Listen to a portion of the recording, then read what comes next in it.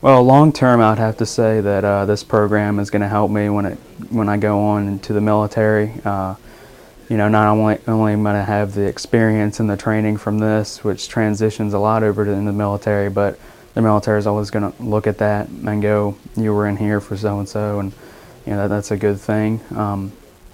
And short term, I'd have to say that it's just developed me as a person. It's made me a lot more confident and everything.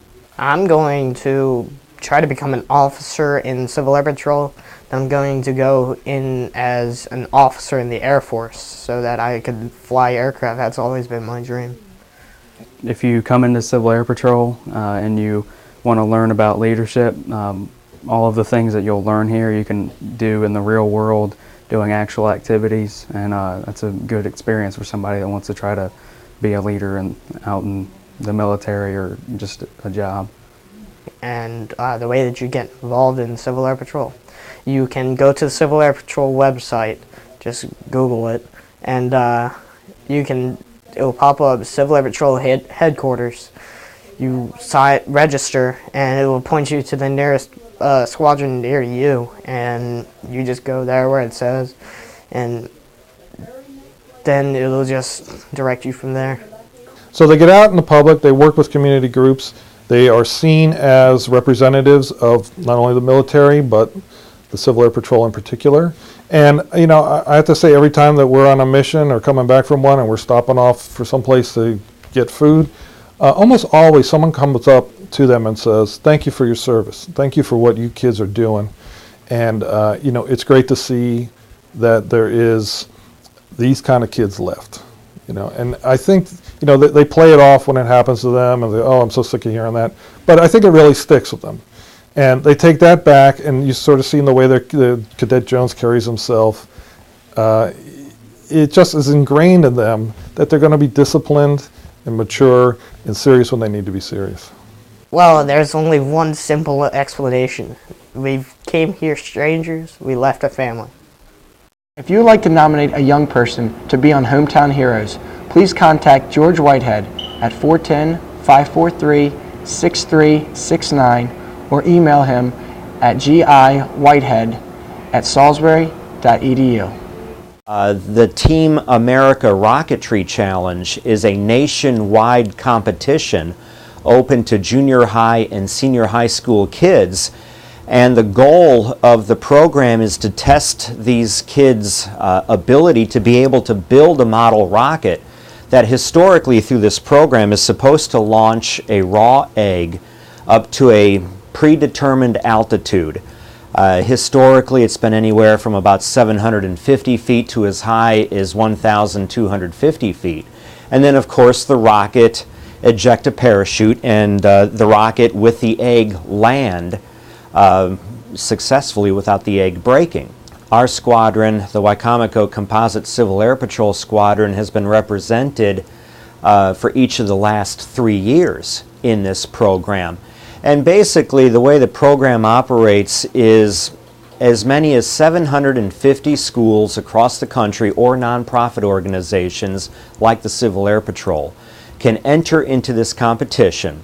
You have approximately a 6-month period to be able to design, test fly, and then submit your qualifying flight to the Team America Rocketry Challenge. And the top 100 teams that can best target their rocket to meet this particular altitude and be able to have a flight duration of no more than 45 seconds are invited to the Plains, Virginia to compete against one another. And in each of the last 3 years, not only has the Wicomico Composite Civil Air Patrol Squadron been invited to compete as one of the top 100 candidates, but so has Wicomico County High School. And we've had this little friendly rivalry going against each other, which actually led to this fall our two teams actually having our own little Wicomico County rocket contest. And the two of us, our two teams, launched each team's rocket in the schoolyard at the Wicomico County High School. And it was neat seeing our kids compete against the other kids, and really drawing together, and it was exciting. It's neat to see the excitement on these kids' faces when they can build something that is supposed to fly and then actually see it working. And that's what I want to introduce in the aerospace education curriculum for this Civil Air Patrol Squadron.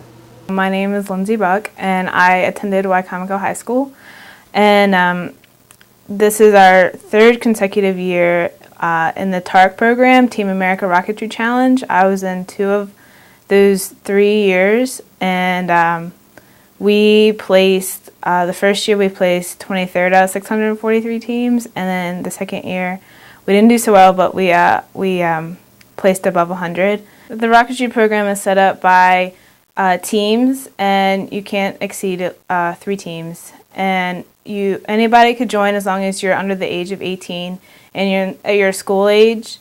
Anybody have homeschooled, high school, even middle school, and you have to have at least one advisor, of course, a teacher advisor, and then you meet with your team, and then you design your rocket to meet the specified certifications for the competition. The whole part of me wanted to be in rocketry was when I was a freshman in high school. I had a science teacher who had a rocket team based out of NASA, and someone would come up from NASA and build a rocket with us. And then once we finished building it and making its electronic payload and everything, we went down to NASA and launched it. And it was a good thrill, and we did a lot of hard work, and it was nice to see that rocket, succeed. And I really enjoyed that aspect. But we found out after we launched that rocket that we weren't going to be able to continue that program any longer because NASA stopped the funding for it. So we decided that we didn't want to quit the rocketry program at Y-High. So we were looking for different types of competitions or just building for fun type activities that we could do. And we found TARC. My relationship with the teacher who started the program, I considered him as my mentor all through high school. Usually in high school we're assigned a mentor. Well, I sort of seeked him out or something like that, and he became a really close friend of mine, and I can come to him with anything, even if dealing with rockets or with school. Since this rocket thing, this rocket program, I've been able to connect well with the teacher, and he and I still connect a lot. I mean, my senior year, the second year we did TARC, he actually moved on to a different school and started teaching somewhere else in Maryland, and I still kept contact with him. I emailed him back and forth because he knew that I was pretty much the only one left. I mean, because he left and some of our other team members from the first year left us, and I was trying to pick up the team from scratch. That was when I became more of the go-to person, and when we would have our team meetings, because we had a new advisor.